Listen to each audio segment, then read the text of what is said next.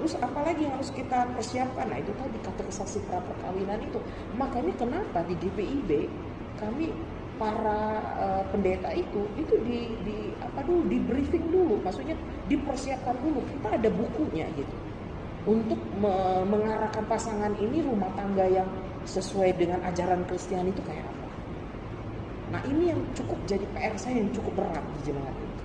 Karena semua orang tuh ingin saya cepet-cepet kawin gitu. Bagi saya itu tidak salah, cuma tolong sabar dulu gitu. Makanya saya katakan kepada ini kayaknya saya harus merubah mindsetnya. Salah satu caranya adalah kami kan biasanya ada semacam warta jemaat gitu ya. Itu akan saya mulai masukkan di situ. Apa syarat-syarat orang mau kawin? Jadi supaya mereka tahu, kalau mereka tanya, loh, kok saya mau dipercepat, nggak bisa, Bapak sudah lihat kan ini sudah berbulan-bulan, bertahun-tahun kami masukkan ini data ini bahwa minimal orang harus diikutkan kategorisasi itu 3 bulan sebelum hari. Makanya jangan ditentukan dulu tanggalnya kapan, harus begitu kan. Masjid, gereja harus ambil sikap soal itu supaya kalau kita tidak mencegah dari awal, ini bahaya. Berapa banyak sasaran kekerasan itu terjadi pada perempuan. Kalau gereja, masjid tidak punya peran di sini.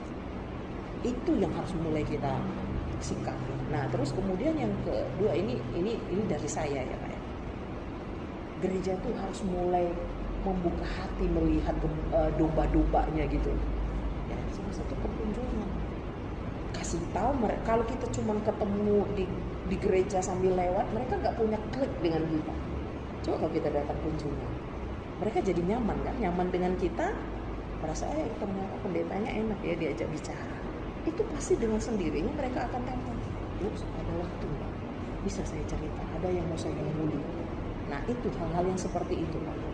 Jadi artinya yang saya mau katakan ini dari versi saya selama saya menjadi gembala itu yang saya ya, tetapi saya juga saya juga anti dengan orang keras begitu, dengan kekerasan dalam rumah tangga juga saya nggak suka ya. Kasihan. Tetap yang jadi beban itu pasti selalu ujungnya anak. Nah kalau anak ini makin dewasa itu akan memunculkan trauma-trauma yang tidak selesai, ditangani oleh psikis yang khusus itu menangani anak-anak seperti ini, itu bahaya. Seperti disampaikan Bu Hana tadi ya, nanti akan ada muncul anak-anak masa kini yang menjadi orang yang tidak mau lagi mengenal laki-laki dalam hidupnya, itu fakta.